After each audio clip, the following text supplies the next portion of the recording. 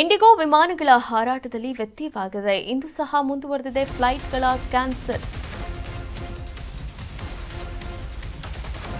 IndiGo ವಿಮಾನ ಹಾರಾಟದಲ್ಲಿ ವ್ಯತ್ಯಯ.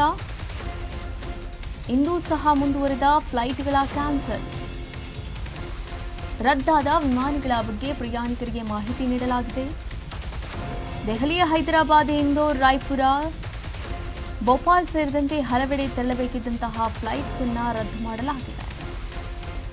IndiGo ವಿಮಾನಗಳ ಹಾರಾಟದಲ್ಲಿ 4-5 ದಿನಗಳಿಂದ ಕೂಡ ಸಾಕಷ್ಟು ಸಮಸ್ಯೆಗಳು ಇರುವಂಥದ್ದು. ಇವತ್ತಿಗೆ 6ನೆಯ ದಿನವೂ ಕೂಡ ಮುಂದುವರೆದಿದೆ ಈ ಫ್ಲೈಟ್ಗಳ ಕ್ಯಾನ್ಸಲೇಷನ್ ಅಂತಾನೆ ಹೇಳ್ಬೋದು.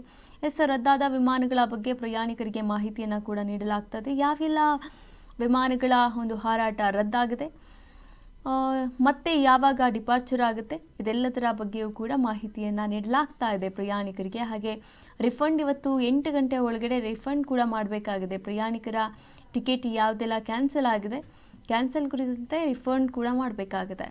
ದೆಹಲಿಯ ಹೈದರಾಬಾದ್, ಇಂದೋರ್, ರಾಯ್ಪುರ, ಭೋಪಾಲ್ ಸೇರಿದಂತೆ ಹಲವೆಡೆ ತೆರಳಬೇಕಿದ್ದಂತಹ ಫ್ಲೈಟ್ಸ್ಗಳು ಕೂಡ ಇಂದು ರದ್ದಾಗಿರುವಂಥದ್ದು. 6ನೇ ದಿನಕ್ಕೆ ಕಾಲಿಟ್ಟಂತಹ ಇಂಡಿಗೋ ಏರ್ಲೈನ್ಸ್ ಒಂದು ವ್ಯವಸ್ಥೆ ಯಾವ ರೀತಿ ಇದೆ ಅನ್ನೋದನ್ನು ನೀವು ಕೂಡ ಗಮನಿಸ್ತಾ ಇದ್ದೀರಾ. 6ನೇ ದಿನಕ್ಕೆ ಕಾಲಿಟ್ಟಿದೆ.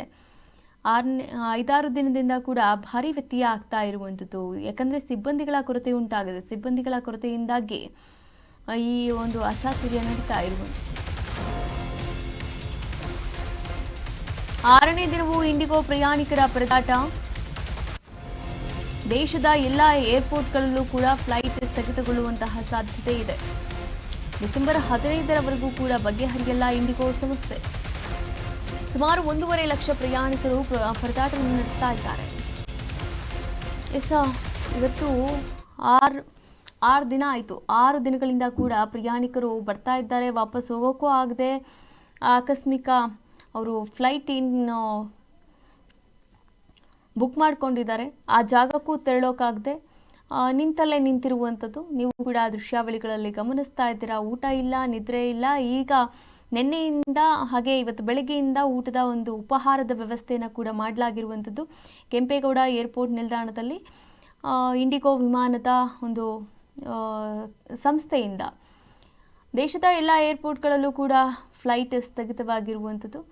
ನೋಡಿ, ಇಂಡಿಗೋ ವಿಮಾನಗಳ ಹಾರಾಟದಲ್ಲಿ ವ್ಯತ್ಯಯವಾಗಿದೆ. ಇಂದು ಸಹ ಫ್ಲೈಟ್ಗಳು ಕ್ಯಾನ್ಸಲೇಷನ್ ಮುಂದುವರೆದಿದೆ. ರದ್ದಾದ ವಿಮಾನಗಳ ಬಗ್ಗೆ ಪ್ರಯಾಣಿಕರಿಗೆ ಇನ್ನು ಟರ್ಮಿನಲ್ ಗೇಟ್ನಲ್ಲೇ ಮಾಹಿತಿಯನ್ನು ಕೂಡ ನೀಡಲಾಗ್ತಾ ಇರುವಂಥದ್ದು. ಹಾಗೆ ವಾಪಸ್ ಕಳುಹಿಸುವಂತಹ ಕೆಲಸವನ್ನು ಕೂಡ ಮಾಡ್ತಾ ಇದ್ದಾರೆ ಇಂಡಿಗೋ ಸಂಸ್ಥೆಯ ಸಿಬ್ಬಂದಿಗಳು.